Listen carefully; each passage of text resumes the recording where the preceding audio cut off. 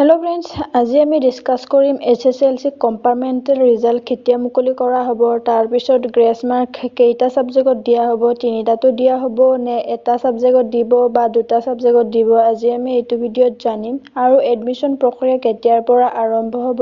ক'ত ল'ব পাৰিব কেনেকৈ এপ্লাই কৰিব এইবোৰ আমি আজি ডিসকাস কৰিম চাওকচোন নটিফিকেশনত কি কৈছে আৰু কেনেকৈ কি কৰিব লাগে এইটো ভিডিঅ'ত আমি জানিবলৈ চেষ্টা কৰিম আৰু যদি ভিডিঅ'টো ভাল লাগে লাইক কৰিব কমেন্ট কৰিব আৰু সাবস্ক্ৰাইব কৰিবলৈ নাপাহৰিব যাতে এনেকুৱা ইনফৰমেশন আহিলে আপোনালোকৰ তাত যায় বা আপোনালোকে গম পায় সেই কাৰণে সাবস্ক্ৰাইব কৰি ৰাখিবলৈ নাপাহৰিব আহকচোন আমি আৰম্ভ কৰো চাও আৰু কি ক'লে হিমন্ত বিশ্ব শৰ্মা ছাৰে আৰু বা নটিফিকেশনত কি আহিছে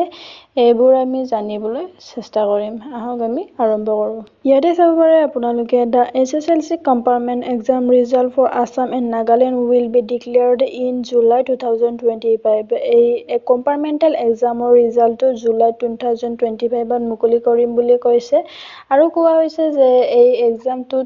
23 পৰা 29 লৈকে হৈছিল তাৰ পিছত এতিয়া আমি এক্সপেক্ট কৰিব পাৰো ৰিজাল্ট যে আমি জুলাই 2025 ত পাব পাৰিম বুলি ইয়াতে উল্লেখ কৰা হৈছে আৰু নাগালেণ্ডৰো একে সেম বুলি কৈছে যে ইয়াতে জুলাইতে দিম বুলি কৈছে তেখেতৰটো মানে এই ৰিজাল্টটো মুকলি কৰিব 2025 চনৰ জুলাই মাহতে সিহঁতৰো মানে মুকলি কৰা হ'ব বুলি ইয়াতে উল্লেখ কৰিছে আৰু আমি জানিম যে গ্ৰেছ মাৰ্ক দিবনে নাই গ্ৰেছ মাৰ্কৰ কথা বাৰু এনেকুৱা একো কোৱা নাই আৰু কেনেকৈ পাস কৰিব আৰু ক্ৰাইটেৰিয়াবোৰ কেনেকৈ এইবোৰো আমি ইয়াতে চাওকচোন কি ক'লে এইটো কি দিছে নটিফিকেশন আৰু ইয়াতে চাবলৈ কি পইণ্টছ কিছুমান দিয়া হৈছে কি points about the compartmental exam eligibility ক্ৰাইটেৰিয়াটো আমি গমেই পাওঁ অকল তিনিটা সাবজেক্ট যদি ফেল হৈছে তেতিয়াহে তোমালোকে কম্পাৰ্টমেন্টেল এক্সাম দিব পাৰিবা আৰু এলিজিবিলিটি ক্ৰাইটেৰিয়াটো এইটোৱে হৈছে যে তিনিটা সাবজেক্ট ফেল হ'লেহে দিব পাৰিবা 170 মাৰ্কছ যদি হৈছিলে তোমালোকৰ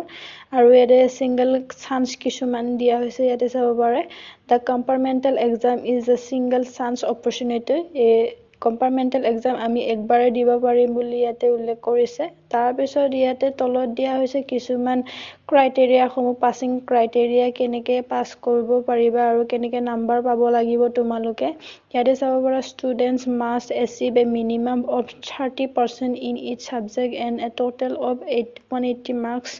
or higher to pass ইয়াতে তোমালোকে এটা সাবজেক্টত 30% পাবই লাগিব তেতিয়াহে তোমালোকে পাস হ'ব পাৰিবা তাৰ পিছত তিনিটা সাবজেক্টত তোমালোকে 30 কে সকলো সাবজেক্টতে 30 কে পাব লাগিব তাৰ পিছত তোমালোকৰ টোটেল মাৰ্কছ কমু 180 হ'ব লাগিব বা তাৰ ওপৰত হ'লেও তোমালোকে পাস কৰিবা বুলি ইয়াতে উল্লেখ কৰিছে আৰু এইখিনি আছিল ভিডিঅ'টো ধন্যবাদ